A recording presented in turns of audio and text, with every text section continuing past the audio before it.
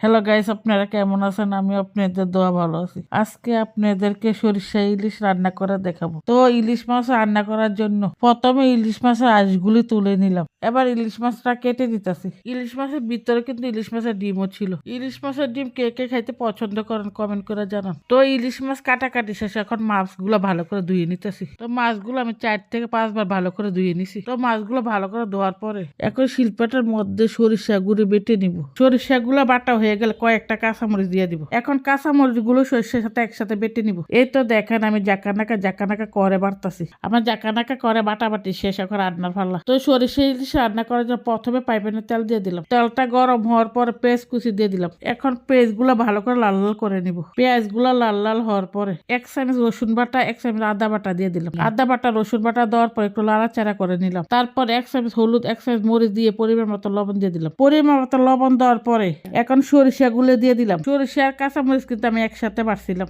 তাই দুইটাই একসাথে দিয়ে দিলাম। সরিষা বাটা কাঁচামরিচ বাটা দেওয়ার পরে এখন ভালো করে জাকানাকা করে লাড়াচাড়া করে নিতেছি। এখন মাছের শাহী মশলা 1 চামচ দিয়ে দিলাম। শাহী মশলা দেওয়ার পরে একটু লাড়াচাড়া করে নিলাম। লাড়াচাড়া করার পরে পরিমাণ মতো পানি দিয়ে দিলাম। এখন সব মশলা ভালো করে কষিয়ে নিব। মশলা যত কষাবে না তো খাইতে মজা হবে। এই তো দেখেন আমি মশলাটা লাল লাল করে কষিয়ে নিলাম। মশলা কষানোর পরে এক এক করে ইলিশ মাছগুলো দিয়ে দিব। সরিষা ইলিশ কিন্তু আমার অনেক অনেক পছন্দ, কিন্তু আমি অ্যালার্জির জন্য খাইতে পারি না। তারপরে ইলিশ মাছ খাইয়ে চুলকাই। তবে মাছগুলো দেওয়ার 10 মিনিট পরে কয়েকটা কাঁচামরিচ দিয়ে দিব। কাঁচামরিচ দেওয়ার পরে এখন উপর দিয়ে ধনিয়া পাতা কুচি দিয়ে দিব। কাঁচামরিচ ধনিয়া পাতা যে কোনো তরকারি দিলে খাইতে অনেক মজা লাগে। এই তো দেখেন আমি উপর দিয়ে কাঁচামরিচ আর ধনিয়া পাতা দিয়ে দিলাম। এবার একটা চামচ দিয়ে ঝোল খেয়ে দেখতেছি লবণ ঠিক আছে কিনা। তারপর দেখেন সবকিছু ঠিকঠাক আছে। এবার ইলিশ মাছটা চুলার থেকে নামে ফেললাম। এই তো দেখেন আমার সরিষা ইলিশ রান্না শেষ।